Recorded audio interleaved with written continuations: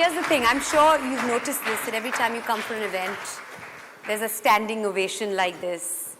It's, you are referred to very often as a legend. How does that feel? That's a priceless feeling in itself, isn't it? Well, it feels very old to start off because to be called a first of all, I don't believe I'm a legend.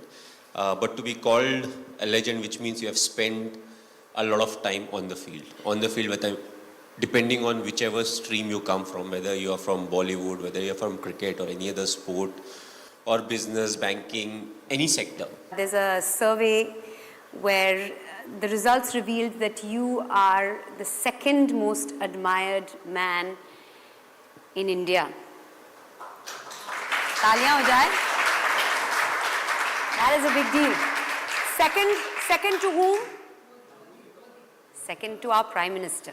Well, I think I can stand in the election now. I think if I ever want to get into politics, I'll have to really study a lot, do a lot of changes, and then maybe I'll be able to adapt. But it's a big thing to be admired by so many people, and thanks to cricket. If I was not playing cricket, I don't think there'll be so many people who would be admiring me. And a lot of times people say, "Oh, you are very lucky." I love when people say that, and I just tell them, it's not like I am lucky. It's just that the number of people I meet and the connect that I have with the people, they are the ones who pray for me.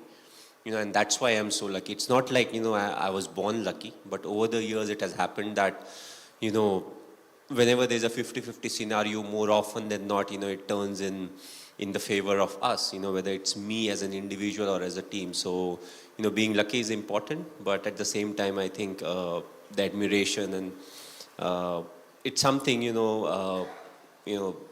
feel a lot more satisfied looking at, the kind of ovation you get wherever you go and the kind of love and affection that people show towards you. We'll talk about luck in just a minute, but I'm going to make a prediction here. It is going to happen. I see it. MS Dhoni, Prime Minister of the country, couple of years from now, that is a possibility. I really believe. I really believe. And then when this happens, you said Mandira Bedi predicted it, okay? Sitting on stage talking to Dhoni. But I think that's more pressure than, trying to win a World Cup. You don't take pressure. Imagine especially with the banking sector and everyone, the GDP is going down, the financial deficit is happening, export, import, all that thing. We are a big country. The number of people, that in itself is a big challenge. We talk about, local trains or buses or roads, but we are just too big, and it will take time, for us to become what some of the other countries are. But I always felt till your intention is right and you're moving forward thinking that this is what is good for the country or the state, that is the right decision. We've seen a World Cup win, we've seen a T20 World Cup win, we've seen India at number one, ranked at number one for 18 months in the test format. So you've given our country many, many, many priceless moments. A big round of applause for that, ladies and gentlemen. But what would you say is your priceless moment as far as the cricketing career is concerned, A as captain and B as player? Well, the answer would be very different. A lot of people would be expecting, okay, this is something that he would pick, that is something that he would pick. But the two special moments, first I would say it was just after the 2007 T20 World Cup. We landed in Mumbai. So for a lot of us, we were part of the team that went to England. And from England, we got selected and we went to South Africa for the T20 World Cup. So we won, we were coming back, and that day it was very cloudy and it was raining. So we started our descent, we were about to land, and I look outside, I'm like, you know what, it's raining, there would be nobody to receive us. We shall book all our flights and we'll go back to our respective cities because we have been out for so long. So we land, and even before immigration, there were like loads of people to receive us. And I still remember, we were in a double-decker bus. It was an open-top bus. No one can forget that experience. Raining, cloudy. Yes, and it took us literally 5 hours from the airport to the Wankhede Stadium. We all got wet. We were in the bus. We dried up somehow. We again got wet because in between again it was raining. So it happened like twice or thrice. And then the most memorable moment came. So what is called the Queen's Necklace. We are right in the center. There are people all around. There are cars parked all around. There are people on the street. You look ahead, there are thousands of people. You look behind, there's thousands of people. And everybody had a smile on their face. None of them were sitting in the car. All of them were outside. They were having their cameras. They had that smile. They were clicking pictures. I don't know how many of them actually missed their flights or were very late for work. It was not late. It would have been very late for work. But that's what it meant to them. You know, we were thinking, okay, we'll go back home. And then the kind of response we got. And also, we don't really have anything to compare it to. Because 2011 we won, but there was no celebration like that. Like this. Because we never went out, nothing really happened. Even the time when we won, we were in the stadium till 1:30. And we actually, like I personally actually didn't see the people celebrate on the street. Whatever we saw was on television. So, you know, that was a very memorable moment. The second would be, it was during the 2011 World Cup. It was during the finals. We were we were playing at Wankhede. And it was like 10 or 15 runs were needed.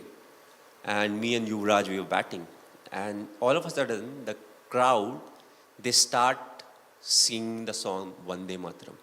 Oh my God, that gives me goosebumps. And you're right in the middle, and imagine 40,000 people, you know, saying Vande Mataram. And so it used to start from, let's say if it started from North Stand, your ears actually move because it goes around.